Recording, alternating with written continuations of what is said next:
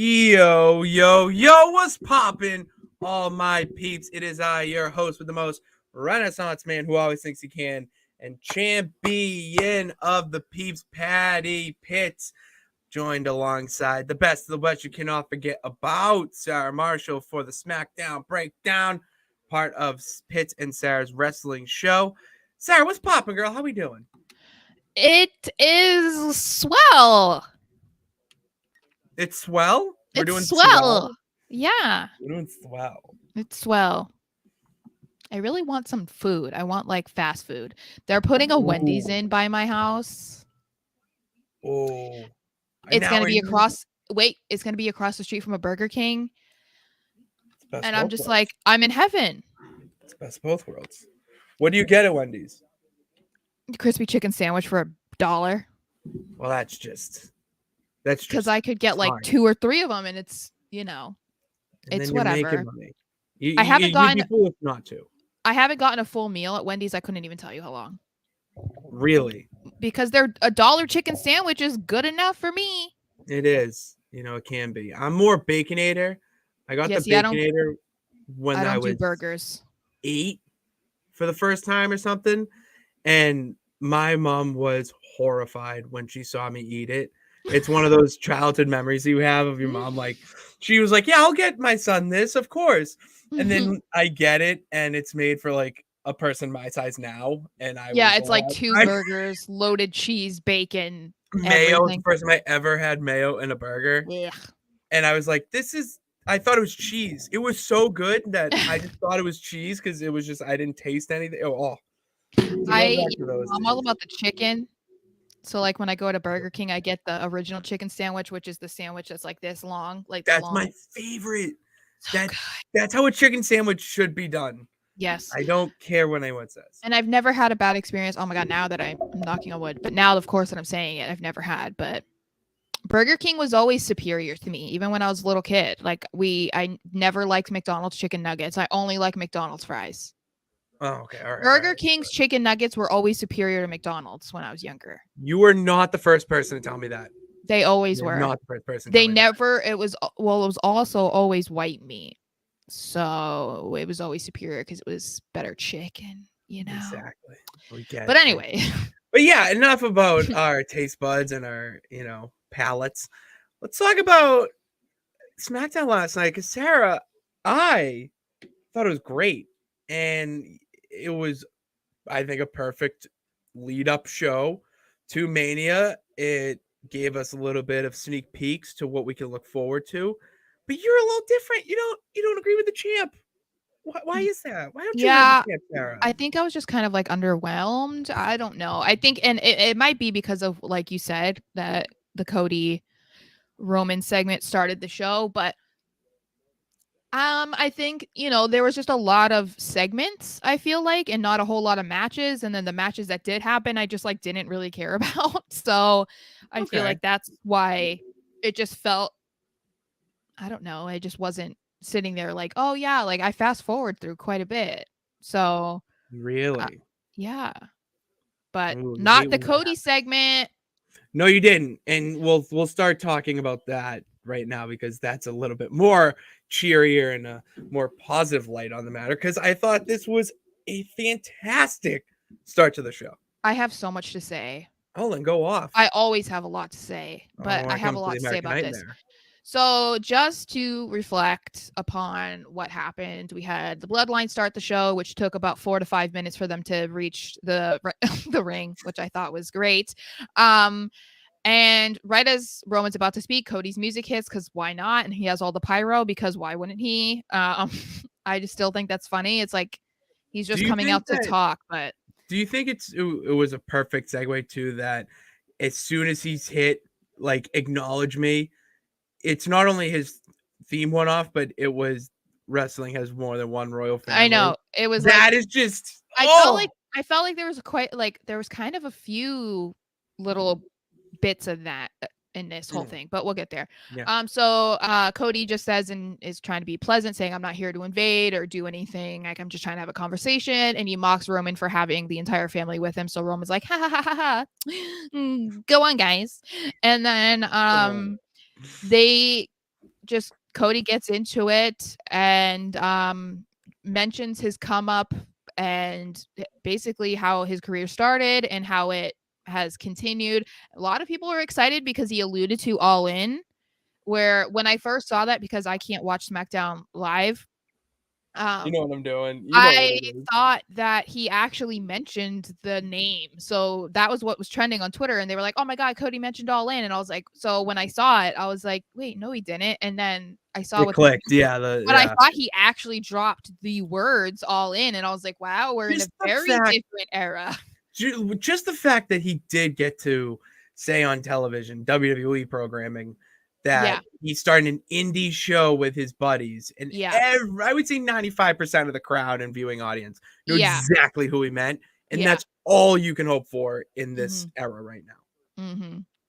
So he goes into it, keeps going, saying how, you know, the goalposts keep moving, but he keeps kicking it right through the uprights. And then Roman goes into his spiel, which I love that he starts it off with putting the titles on the ground, because it was kind of like, Yeah, I wanted to ask you about that so, because is it so disrespectful?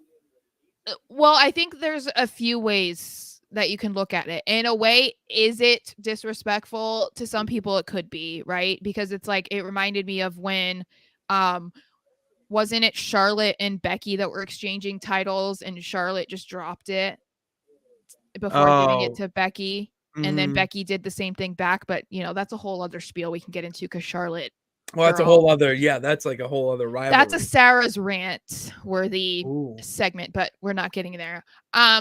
But also I'll have to look back, but I had saw someone say that when he put them down, that he had the WWE championship facing Cody and the Universal championship facing him.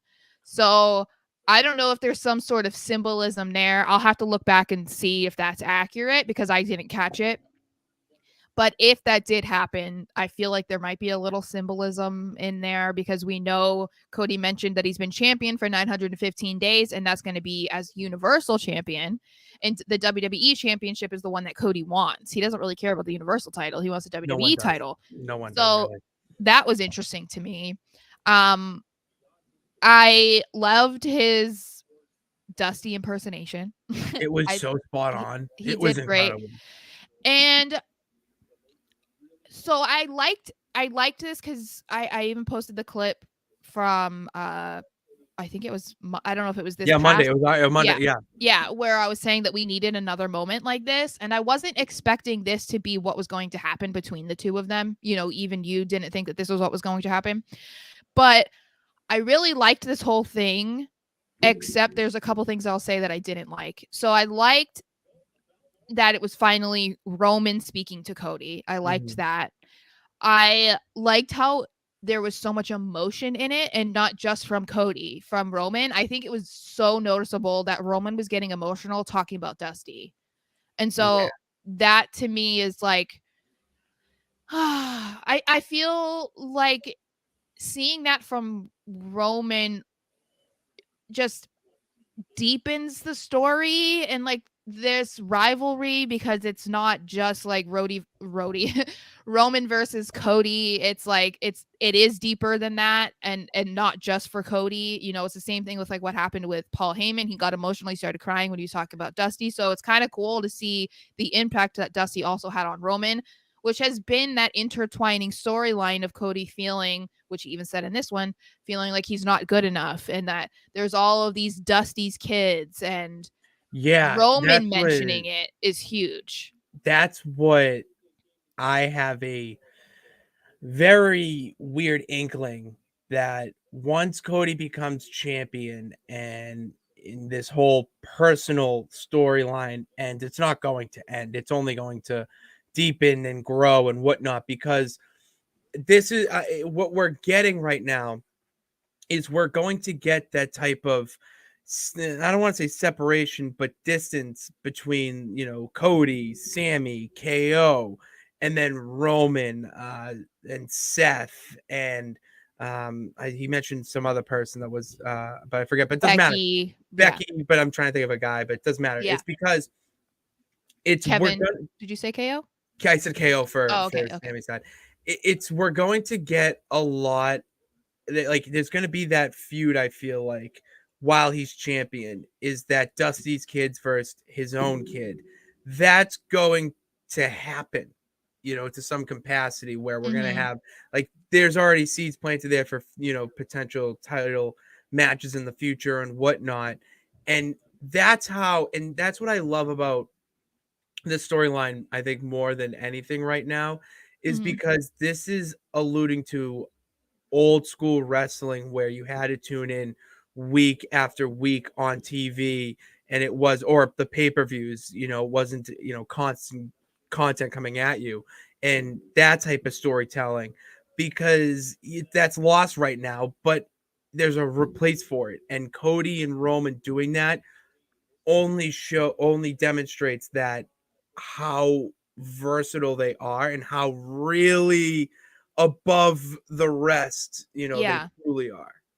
And I feel like this definitely elevated their matchup, and it was the right move because, I had even just been saying that all this other Sammy stuff had been kind of at the forefront when we were talking about Roman. You kind of were not forgetting about Cody, but because they're on different shows and they hadn't had an interaction yet, it was like the bloodline storyline was dominating everything, even when you were thinking of Roman. And so you kind of were like, oh, wait, like, it became difficult, I think, for people who aren't behind Cody to win at Mania or are not exactly super interested in it, maybe because of how he got the match at Mania.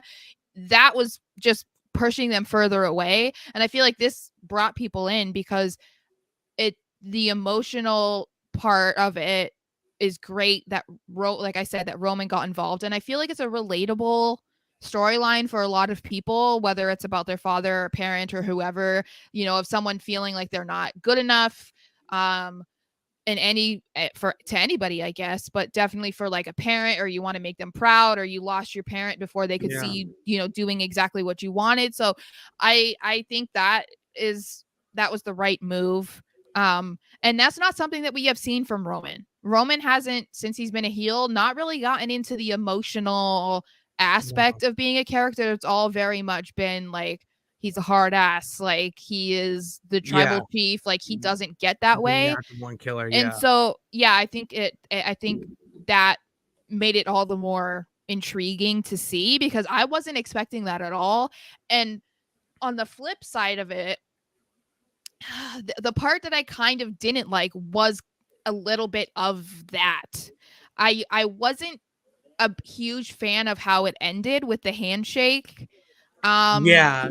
That. I Yeah. yeah, I kind of wanted more veracity from Roman. I kind of wanted him to be a full-blown asshole. Like I just was like craving that so bad. And it's like I understand the way the segment went and the way that it continued and ended, Yeah. like it made sense for Roman to be like that. But I feel like there are a lot of people who are not behind Cody winning, as I said. That Those people. segment didn't help. I feel I did with the people who already were like, yeah, no, I want to see Cody win. So if you already felt that way, you're completely on that. But Roman only had like two little remarks in there that were like spicy, but at the same time, not really, right? It was like, Oh, oh, you want to that's the know what he thing said that. about you?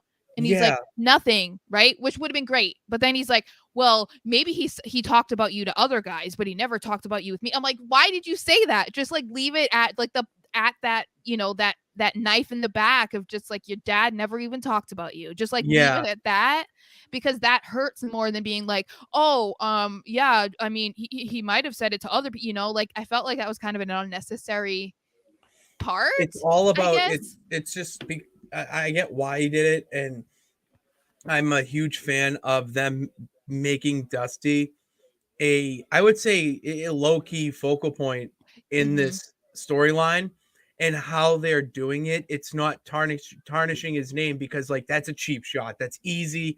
It's just Yeah. it's overdone, whatever. But if they're to the point where they're not going to say anything bad, and it's just like I can't, and they respect, and it's like, well, he did so much for us, but you, and that's the other layer to go into, and how to really dig the knife in there, Yeah. because that, like, I mean, if you if you've been a fan like us for a little bit, you know how influential Dusty was in NXT. Mm-hmm. Cody didn't go through NXT. Cody went to the indie scene and did the complete opposite of his dad.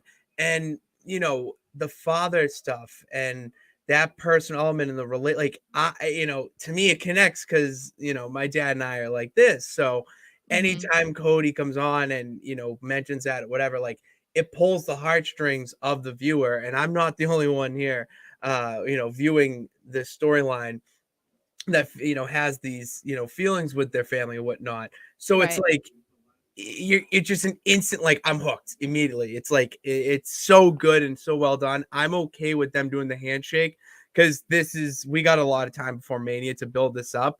So like, let him not be an asshole now, and just let him be that like asshole right week before, to get all the heat, so that when he goes in, like, Roman is so hated, like getting more boos than he did in Dallas against Triple H at that Mania. Like, that's the type of heat level we want. Well, and I think that you need it because this isn't a natural feud that just happened. It was kind of a forced feud, obviously, because Cody won the Royal Rumble.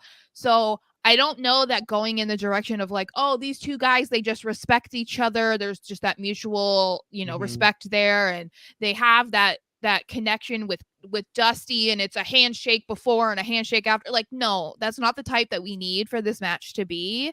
It needs to be that Roman is the villain and we want to see Cody defeat him, So Yeah. I'm hopeful that over the next few weeks that we get more of that. I don't know how much they're going to intermingle because we know that Roman misses both shows consistently. But it would be nice if he showed up on Raw so that Cody doesn't have to keep going to SmackDown, because then what's going to happen on SmackDown because Cody's there for a reason. But yeah, I think that they did a great job, and I felt like we've given Roman his flowers so much when we've talked about him on here over the past several weeks. But I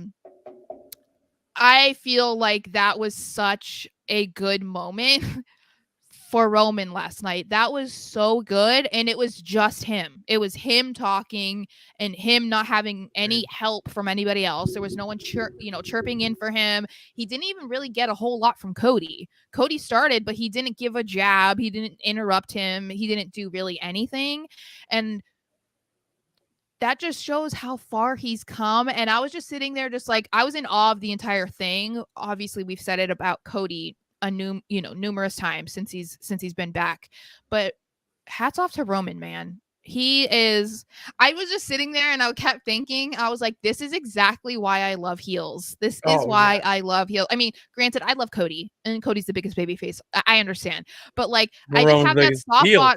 Yeah, I love a heel. So I thought he did such a good job, and I had to mention that because get it out. Yeah. I was feeling it last night. Okay. I was like, Roman, and that's why I even texted you that he was such a beautiful man. He was, yeah, I did wake up that text. He is a beautiful man. So yeah. But moving on to the now more boring parts of SmackDown, according to you, because that was the highlight of the show. Yes. Which is so wrong. So we had Liv versus Rhea because Rhea showed up on SmackDown, obviously, to demonstrate her skills to Miss Charlotte, wherever she was. And it wasn't that great of a match between Rhea and Liv, meaning like they had good chemistry. Obviously, they used to be tag team champions. What? I just thought of something. Okay, hold on. I'm gonna hold on. But it's you keep going. Okay, so Rhea dominated for the most part and then won by submission. And this just was like, okay, we get it. I understand why they're having Rhea do this and why they're having her dominate and win this way. But it was difficult for me to not feel bad for Liv, because why has she fallen so far since Money in the Bank and being women's champion? Like, we've talked about this before, but we're not seeing anything better. We had her do such a great job at the Royal Rumble. She lasted all the way till the end. as number 2. She I just don't really understand what exactly they're doing with her and why she's had such a fall from grace. And maybe they didn't believe in her as women's champion at the time, or maybe circumstances changed and they felt like they had to take it off of her. But I'm just not. I don't know. I'm very confused. I think right now it's because it's a weird time where you need to have Rhea as a champion and you're going to do this stuff, whatever. But putting the title on her just was a stepping stone in a way where she's now in that echelon of women who can win the title, carry, if need to be a champion. But now she's in that weird where she's kind of developing another element of her character where she's crazy, psycho. Mm-hmm. I mean, she said in the backstage interview last night, like she is, insane. And there's not a woman in the division who's that type. I mean, Nikki Cross is kind of that, like, but in a different way. Very different way. Like Liv at least is like calculated, all that stuff. And extreme. I think that's the different word. I think we go there is Liv is, and you need that type of extreme wrestler in the division for, extreme type matches and spots and whatnot. And she loves it. That's the thing is that she lives and breathes the sport at this point. So why not have her be like that? Because it's only going to help her grow her character and development so much more. I'm for this. It was even for her. I mean, the moment that she had with that fan backstage, you see that? I know. I wanted to talk about that too. Yeah, it was so adorable. So if you didn't see it, this is why I'm just like I'm gonna be a fan of her because she's just such a sweet person. So we got a new Ms. girl, but this time it's the Liv girl, I guess. But unfortunately, this was a lot more sad because this 10-year-old or almost 10-year-old girl was sobbing when Liv lost. And because they caught it on camera, WWE set up like a backstage meeting with this little girl and Liv, and they just had the cutest interaction. And Liv was saying, in 8 more years, you can come and be my tag team partner. I'll keep wrestling for 8 more years so that we can do that. And it's like, I mean, that is just the sweetest thing. And I really like to see that a girl like Liv has fans like that, because I think a lot of the time people only associate that type of like diehard fan with someone like a Charlotte, a Becky, a Bianca, like a top name in the company, and that these other girls are the even lower card talent, no matter male or female, whatever, that they don't have people that care that much. And no, this girl was sobbing. So I just thought that was a really cool moment. Whoever's idea it was to do that, I was like, in the truck. That was someone on the fly director, or I don't know. Like it's I mean, my experience in TV broadcast is like you see that moment and it's got to be in a flash. And everyone's kind of connected backstage, so you can make that work. But whoever did that, I'm gonna give that they deserve their flowers. Yes, they certainly do. If you want to see it, I believe WWE posted. Oh, they tweeted it. Yeah, it's on Instagram. Yeah. It's on their Instagram. So definitely go watch that. It is a very sweet little moment. So hopefully, I would like to think that Liv is on the way up at some point. I would just like to see her. So that's basically how I feel about it. But what was the idea that you had pop in your head? Oh my God, this is just brilliant. So why was Charlotte not there? She was probably with her Latino man, as she said the week prior. So I had an idea that at Mania, Dom's going to try to interfere in the match somehow, as we probably know.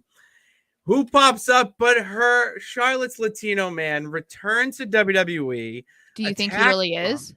He's released from AEW. He's on a contract. Yeah, but he also didn't love WWE. Hasn't he spoken badly about WWE? Yeah, only spoken nicely because of Charlotte, but I think overall, but maybe things are different because of Triple H. That's what it has to be, because of Triple H, because he was booked so well in NXT and the matches that he had with guys like Gargano, Aleister Black. You need to bring him back in a sense. And I don't know, with the amount of couples you see backstage, that's got to get to Charlotte in a way, especially her mortal enemy. She bitched mad about Becky and Seth. She's big mad. That's what I'm saying. That girl, she mad. That's what I'm saying. So you got to get her hubby in the mix. And all right, take that side out of it now. Let's go back into the wrestling element. Could you imagine Andrade in a feud with Mysterios? No, that would be great. I just definitely do not want to see an on-screen thing with Charlotte and Andrade. I don't want it at all. Fuck about that. I want to see Andrade and Dom Mysterio put on bangers on SmackDown, because put it this way, Dominic Mysterio, what? Dominic Mysterio is very good in the ring and does not get the credit he deserves. But you just went from wanting to see Andrade versus Rey Mysterio to Andrade versus Dominic Mysterio. I think there's just that's a big jump. No, well, you develop it. There's that like there you can do a potential feud there, like because Andrade and Rey had banger matches. Escobar. And then you have Escobar, and like you're getting Lucha Libre back on SmackDown. I'm sorry, but like I get it. I'm fine with that. I had never had anything against I'm Andrade. I'm saying I don't want to keep seeing all of these like real life couples be like, I just don't care. And Charlotte would only be doing it because she's pissed about Becky and Seth. That's the only reason why she'd be doing it. So that's why I'm like, I don't want to see it happen even more, because girl, you are not the king and queen of WWE. Sorry. But since we're talking about Lucha, let's talk about, is Legado del Fantasma done with? So basically, since Santos Escobar and Rey Mysterio exchanged masks in a backstage segment a handful of weeks ago, they have now made Escobar a babyface, and we have not seen Legado at all.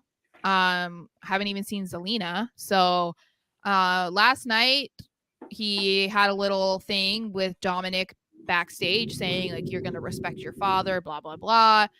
And so they had a match, and Dominic wins because of Rhea's interference, and then he takes the mask that Santos got from Rey, and I'm gonna assume they pre-cut this, because the last time that Dominic tried to tear it up, it did not work. That was not the mask that he gave him, is what we're trying to say. No, I know, but also it was like pre-cut or something. It wasn't it wasn't a real one, because he couldn't break it at the Rumble. It was like really cringy.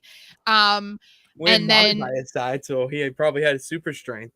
Yeah. So before we get into all of that, because then there's the Rey and Dominic stuff. Is Legado done? Are we okay? So what's going on then? Because just taking a break from TV. Okay, but why? Why do you do that though? When they're like, because they when you literally just brought them back.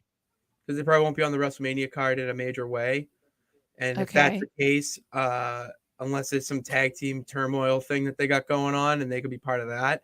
But right now, you want to have talent that's going to be on the card, or at least, featured to some capacity at Mania. I just don't see them being on Mania, and more of a project for, post Mania, when Triple H regime can really get in the swing of things and we can really go crazy with shit. Because once you got to wrap up the bloodline to get to that next step of Papa Paul's creative team.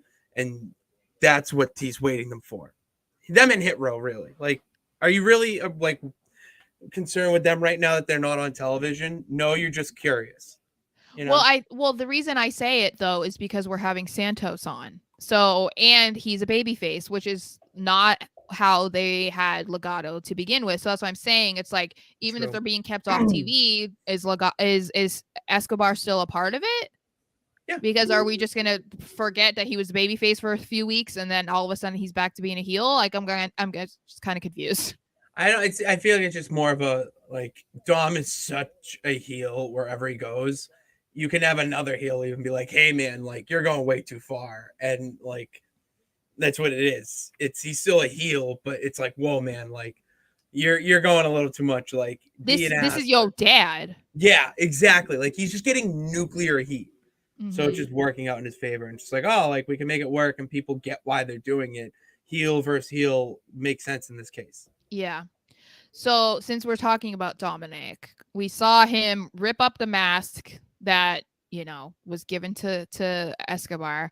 And then Rey comes out, booyaka, booyaka, and he has Dominic begging him to hit him because he doesn't know how to say anything else when his dad is around other than hit me, hit me, hit me. That's all he knows how to say. And Ray still won't do it, but he then like gets a sucker punch cheap shot from Dom, and then Ray's just sitting there contemplating his life.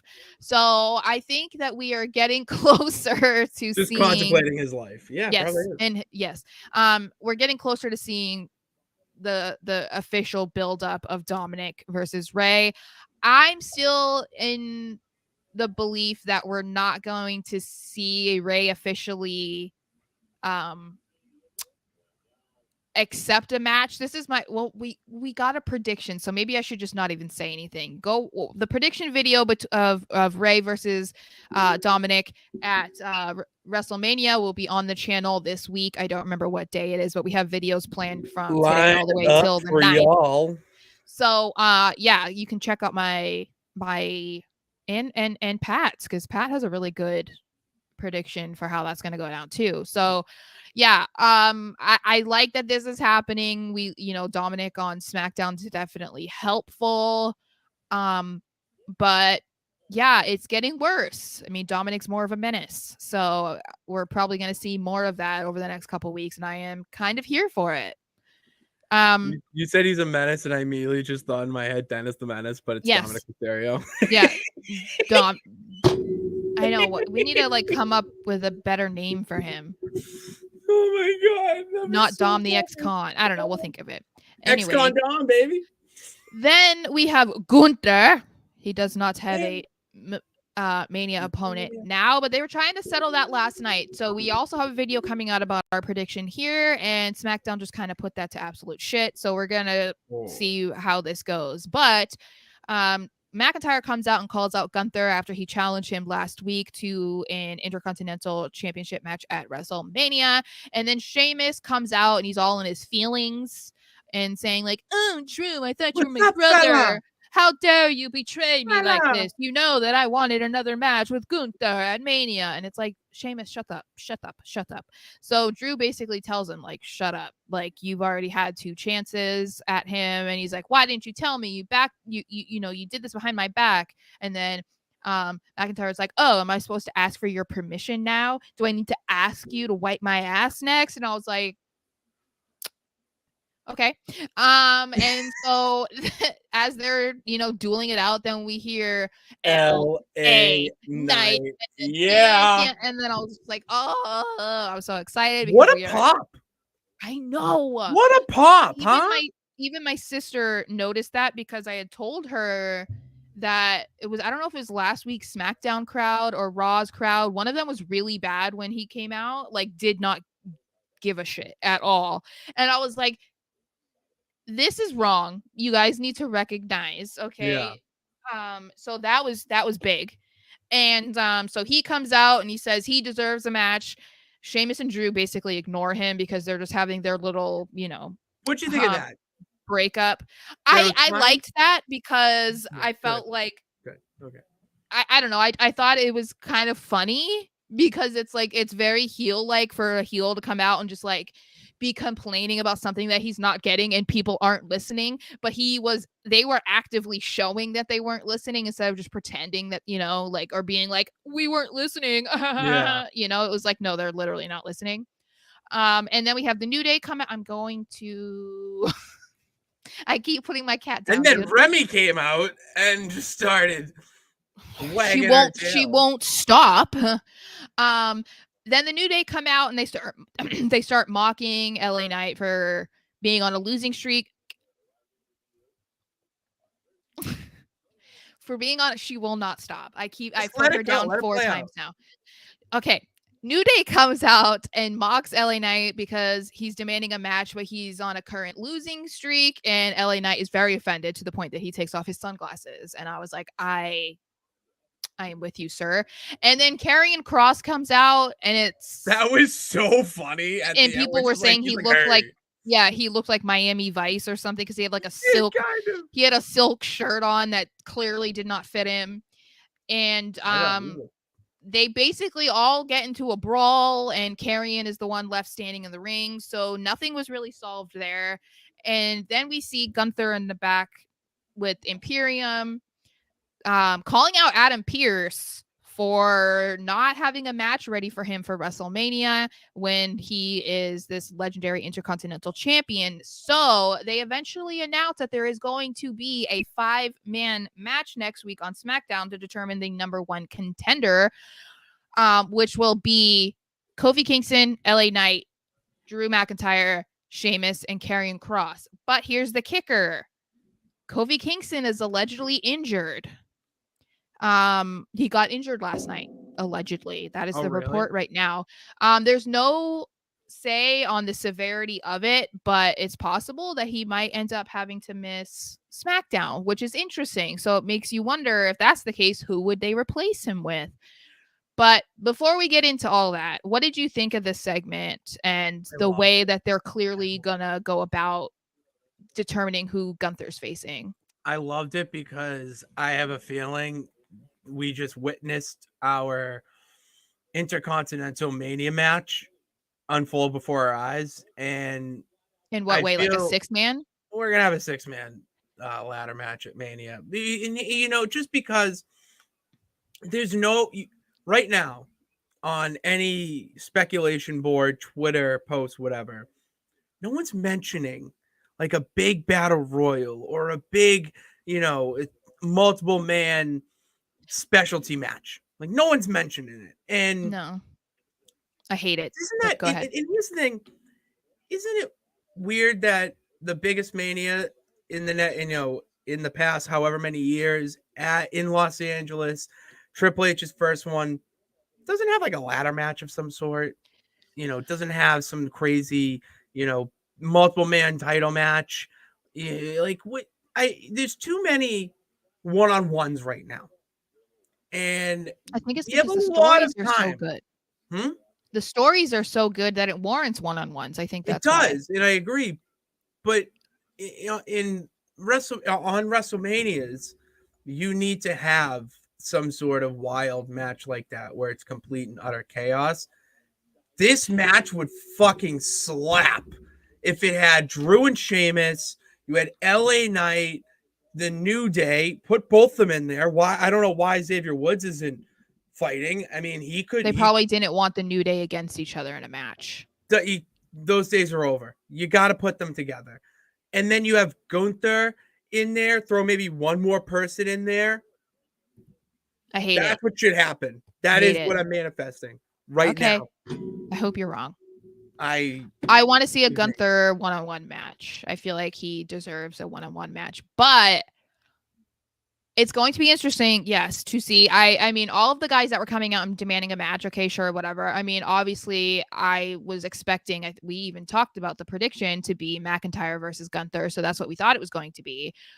But the problem I'm having is that I feel like he's the only one I would be interested in. Nothing against LA Knight, but it's just because like they haven't had him really do anything with Gunther a whole lot anyway. So I'm not like super intrigued by that. I was looking forward to seeing McIntyre versus Gunther.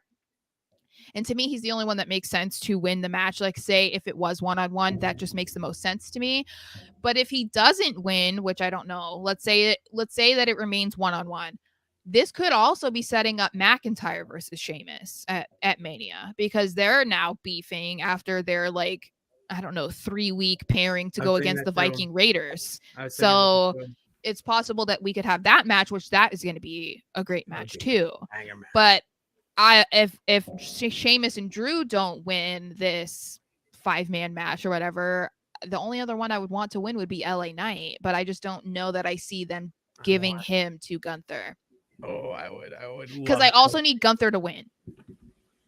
Who said Gunther couldn't win the ladder match? He's gonna win. He has to win, no matter what match it is. No matter who his opponent is, and no matter what type of match it is, he has to. He has to go past the 300. I agree. He has to keep winning right now. It's too hot. Yeah, because when he's lost matches, it's not from him. He's not been pinned. So, I would like that to continue, because I think if they're also trying to build him into this legendary Intercontinental Champion, then you can't have him lose on his first Mania, especially with this storyline that they're going with. Like, he's not even big enough for you to come up with a match weeks in advance. It would be kind of like sucky that you give him his opponent possibly 3 weeks before Mania, and then it's like, LOL, you're losing now. It's like, Mm-hmm. no. So we'll have to see. We'll have to keep an eye out to see if there's any updates about Kofi or if they're going to just write that in. I don't know, but it would seem like it would just be an Xavier Woods replacement unless he's injured or something. I don't know why he's not the guy in there, but Me either. then we got Bobby Lashley coming face to face with Mr. Uncle Howdy. And the first thing I noticed about Uncle Howdy was, man, is he awfully thin today. Did you notice that he was like a string bean? I was like, who is this man? Because other Uncle Howdies had a little bit of meat on their bones, and this man, yeah. So I was like, this is just another thing that is proving that Uncle Howdy's different every week. So we had Lashley on SmackDown. He calls out Bray Wyatt. He's met by a weird video on the Tron, which I thought was kind of funny. And Uncle Howdy jumps him from behind, and he speaks alien to him. That's what it sounded like to me. Like, it just sounded like he was like in Lashley's face. It was like, and I was like, what is happening? Isn't that what it sounded like to you? I forget what he said. I have no idea what he said, and I watched it 3 times, and it just sounded like a cartoon alien to me. And for some reason, people took that and said, oh, did you hear his voice? It's obviously Bo Dallas. And I was like, oh, looking at that body, it's obviously not Bo Dallas. Because Bo Dallas is not a like tall, thin man. No. So it's not. I still think it's not that good. I think it's just a random person every week. I think it just like depends on where they are or whatever. But so after that, Bobby gets his hands on Uncle Howdy, which I was very disappointed about. The lights cut out and Bobby is alone in the ring. So I was very disappointed that Bobby got his hands on Uncle Howdy because I was really counting on nobody touching Howdy so that it could still just be like a figment of people's imaginations, or it's like not, he wasn't real, you know, that it was something that only existed to Bray. Yeah, but what if it's an imposter? No, but what if like that still stands because he went to go spear him and lights went out and he was away? Oh, that's true. So it still could happen. So yeah. He's still a figment of Bray's imagination. But when he feuds with someone else, like that figment is there and it plays off the supernatural thing. Because like he does have some supernatural ability to him. Yeah. Like, yeah. He doesn't have to be overly, you know, over the top. But he does have some, and that's where Howdy comes in. So I'm for that. If he did hit the finish of the gore, yeah, then that would stink. But no, that's still there. Your theory is still intact. So how do you feel about how this storyline is going? Because we briefly talked about it, I believe, when we either talked, I think it was when we talked about Raw, that I'm seeing a lot of people disappointed with what's going on with Bray. And I understand, but I'm saying now that, you know, what we talked about, I understand what we were, you know, our point, but I'm just saying, since that is continuing after people watch SmackDown, I saw more people discussing that they feel like Bray is boring, or they don't get what's going on, or they don't feel like it's a good story, that it started off really great, or the storyline with LA Knight was really great, but this one isn't. So I'm curious what you have to say about that. Well, it's because then the Bray Wyatt stuff, the majority of people are not going to understand it. That's what makes it so good.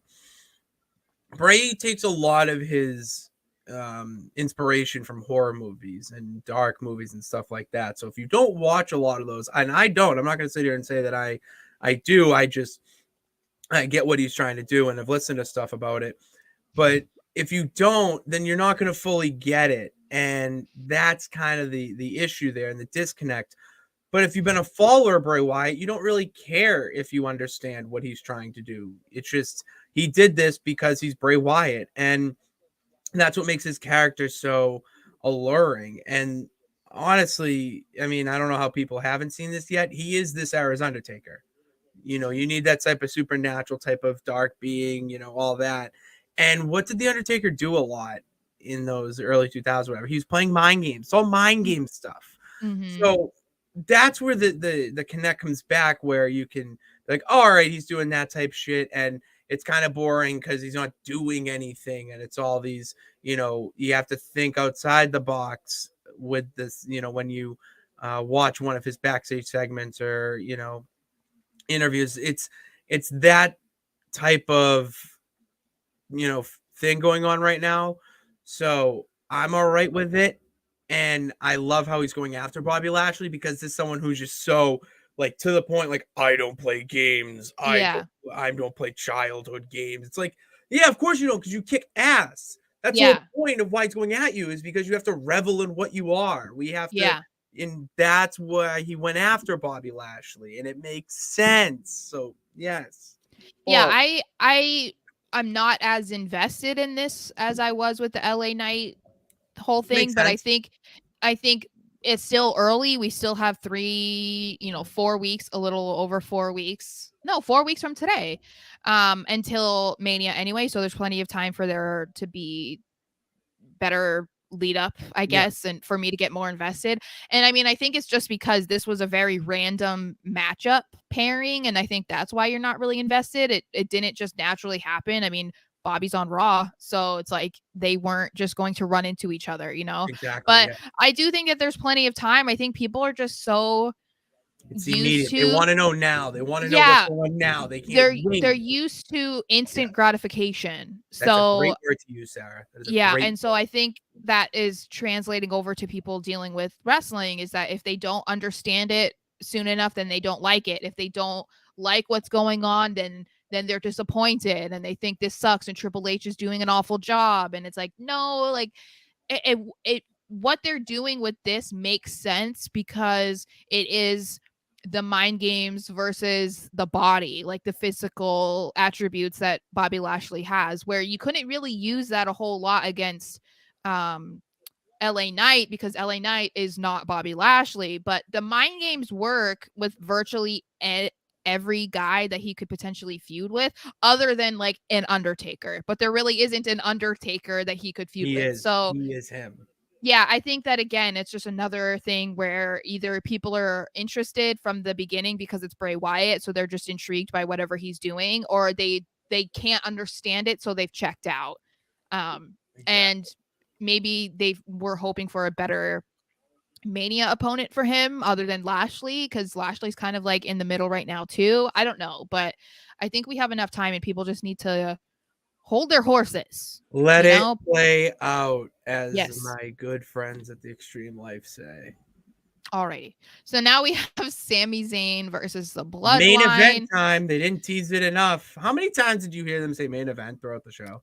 I don't know. 8,000. It was a lot. So the match, it is what it is. I feel like most of what came out of this was definitely what led up to the match and what happened after the match.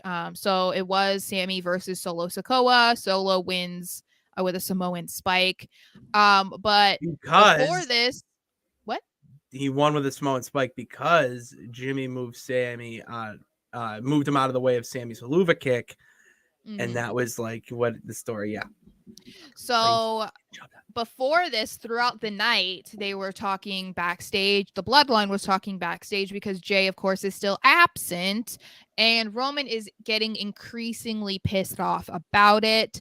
He asked Jimmy if he had spoken to him, and Jimmy said, yeah, that he just said he needed more time. And Roman was like, I call bullshit. And he said, that's right. Okay, Jay actually said to leave him the hell alone, which really irked Roman because he's like, after all I've done for him, and he's still talking like this. It's so, And so he told him that he needs to help change his attitude because it seems like it started when Sammy started coming around, and he told Solo and Jimmy that they need to take care and end the Sammy problem tonight. So that is why this match, it resulted in the way that it did, which was fine. Solo wins. Job well done.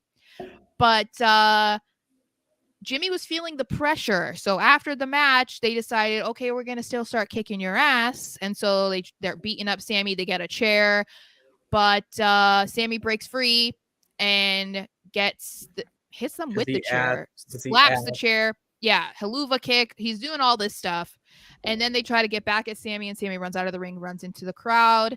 And Jimmy is visibly pissed off. He was yelling at Sammy too. And then they pan to Roman backstage, just shaking their head. Basically, the meme, they had one job. They had one job. They had one job. So, before this happened, Roman had said, I need you to take care of the Sammy problem. And if Jay doesn't start to come around, I'm not going to blame Sammy anymore. I'm going to blame Jimmy. This did not bode well for Jimmy, I would say, no, at all. Jimmy's in trouble. So I'm kind of interested in that angle too, because when we've talked about what we thought was going to happen between the Usos and the Bloodline leading up to Mania, we thought that Jay was going to be eventually coming around and he was going to make good with, Roman and Jimmy, and that Jimmy was going to be the guy that was like full blown, I'm team Bloodline. This is adding an extra element that I wasn't expecting, because it adds that maybe Jimmy is also ready to peace out. It's more like this is the ship's going down and Roman's trying to blame everybody and use that power, and he doesn't have it anymore because Sammy exposed it, and it's all crumbling down, and it's just the little details like that are signaling that this title reign is coming to an end very soon, and I'm so excited because it needs to. This needs to end. Yeah, I felt like this made me more interested, because had it just gone the way that we've been talking about and predicting for the last however many months, it would be cool because it was like we got it right, but it would be kind of boring because it was so predictable. And so I felt like this was definitely a twist and turn that I wasn't expecting. But then I'm still curious to see, how does Jay come back? Like when do we see Jay? But when do we see him? I think we see him before Mania. We could see him next week. We could see him, but like, why? Is he just going to show up and be like, "Hey"? No. When Jimmy's getting his ass kicked, he's going to come through the wall and be like, "Hey." When Jimmy's getting his ass kicked. Oh, he's going to come in and save him. And I know, but then does that mean that Jimmy then turns on Roman too, or is he just going to be like, "I needed that ass kicking. I deserved it." I don't know. So that's, I guess, the story's settled for Mania with KO and Sammy versus the Usos. I just don't know how you do that. I know, because we haven't seen anything else between Sammy and KO since they had their meetup, their face-to-face 2 weeks ago. Nothing. Yeah, so there's a lot for them to do in 4 weeks. But fortunately, we've seen Sammy and Owens on Raw and SmackDown, so that helps speed up the process. Obviously, the tag champs are on Raw and SmackDown because they're the unified tag team champions. So that speeds that process up. But yeah, I think this is going to be interesting, and I'm hopeful that it doesn't feel rushed, because this storyline's been going on for so long. I don't want the end or the presumed end to feel rushed or like last minute planning. Yeah, no, you know you what I mean? If you want to do it the right way. Like this really, I know there's a lot of fans who are wrestling and Marvel out there. So a little comparison I'll make is like this Bloodline saga has been Age of All, like the Avengers series, those 3 movies. And we're WrestleMania is Endgame. I mean, we're going to see, and by deaths, we're going to see, losing of titles. We're going to see a lot of just culmination of things because they need to end this. Okay. They need to end it in the best, because it's been the best story in wrestling. It's the last little piece of the Vince era. And there needs to be a new champion, new crop in there that is an evolution of the NXT Black and Gold onto the main roster. And that's what fans want. Fans want to see that right now. They saw what Triple H did and followed along what he did in NXT. They're there now because everyone else is up there too. You need to make a statement, and that's what this is all about right now. It's just ending it and all this, and the way you do that is he loses things piece by piece. So Jay's gone, Jimmy's gone. Solo I think will be there, but he'll be like the last one where it's like, yo man, that's fucked up or whatever you did. Like maybe when he beats up Jimmy, because Solo I don't think was there when he said this. So when he beats up Jimmy, even he's like, yo man, that's screwed up. I'm out. And well, and even if he loses at Mania, Paul might be like, hey, I only work with winners. I'm not good. You know, that's possible too. But I think, yeah, I feel the bloodline storyline with Sammy's involvement has kind of run its course, where it's going to naturally end at Mania. But then there's so much that can happen after Mania because of the drama that's going to be happening, the turmoil that's going to be happening within the bloodline. That leaves so much for Roman to do and the Usos to do, Solo and Paul. Like like they're gonna have their own thing, but Sammy's involvement, yeah, that's gonna be done with at Mania. And I think the whole, I don't know, there's so many possibilities of what they can do post Mania that is as exciting as I feel like we felt about the bloodline storyline, but it's going to feel more fresh because, yeah, we've seen main event Jay and whatever, but that was during like the Thunderdome era. So I feel like there's a lot of time where people don't remember like that year or two that was like kind of weird in the world, but it showed that he could be on that wrestling. level, though. Huh? Right? Don't you think it showed he could be on that level? Just name him something else other than main event Jay. Yeah, but I'm saying it would be great to have fan reaction to that and an audience reaction, because it is like sometimes I forget about things that happened only 2-3 years ago because of the Thunderdome era. It's like you kind of forget everything that happened during that time because it was so different and so weird to watch. Mm-hmm. So I feel like they could kind of recycle possibly some of the stuff that they did back then, but it wouldn't feel recycled. It would feel fresh and new because we're all so intrigued by the bloodline. And it would be kind of cool to see like if Jay can maintain that spotlight with the fans' reaction, and it would be interesting to see how it's received with an audience each and every week. So that was SmackDown. That was SmackDown. And wasn't it pretty good? Now they got it out. Yeah. Talk about it. It was pretty good. Mm-hmm. Wasn't amazing. Oh wait, Andrade is trending on Twitter. It's like 1 year ago today on Rampage, Sammy versus Darby Allin versus Andrade. Oh, okay. So that's why I think. Yeah, that match was incredible. Oh, okay. Yeah. It was really good. And people saying he was really good in NXT.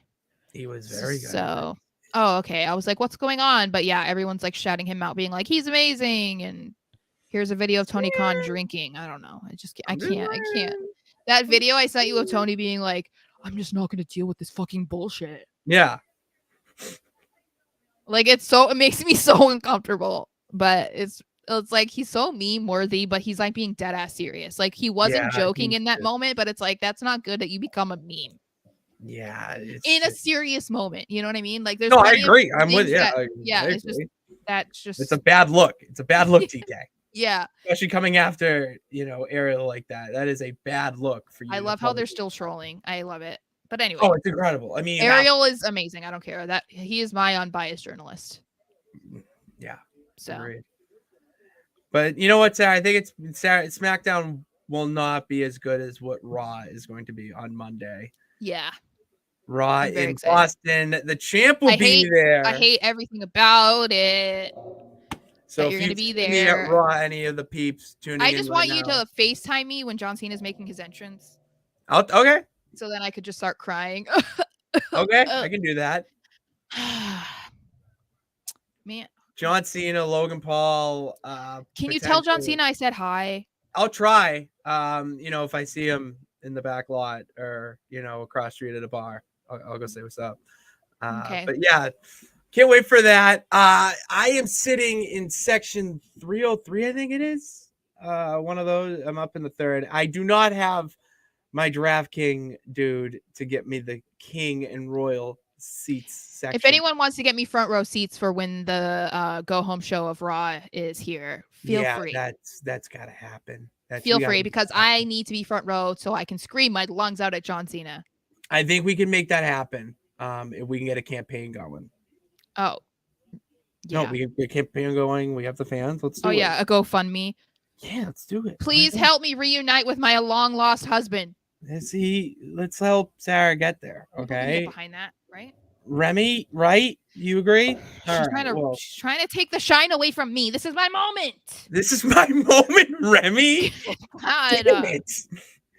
Well, thank you guys for tuning into this SmackDown breakdown portion of Pitts and Sara's Wrestling Show. Make sure you are following us on all social media platforms, on Twitter at Pat_Pitts, at SMarshXO, Instagram Pitsy35, and at SMarsh_. Sarah's YouTube channel, we allude to already, all old clips, over 200 clips of us talking about the current climate of WWE and other promotions on Sarah's YouTube channel at Sarah Marshall XO. Yep. Booyah, I got it right. And then, as I mentioned, Pitts and Sarah's Wrestling Show podcast is a podcast that we recorded last Thursday. So go check that out. Subscribe on all podcast platforms, from Apple, Spotify, Google, Amazon, you name it, we're there. And then in the meantime, stay great. Raw's coming up. We'll be back for the Raw Rewind on Tuesday. Thank you guys for tuning in, and God bless. Remember, you could do it. All you got to do is try. We will see you on Tuesday.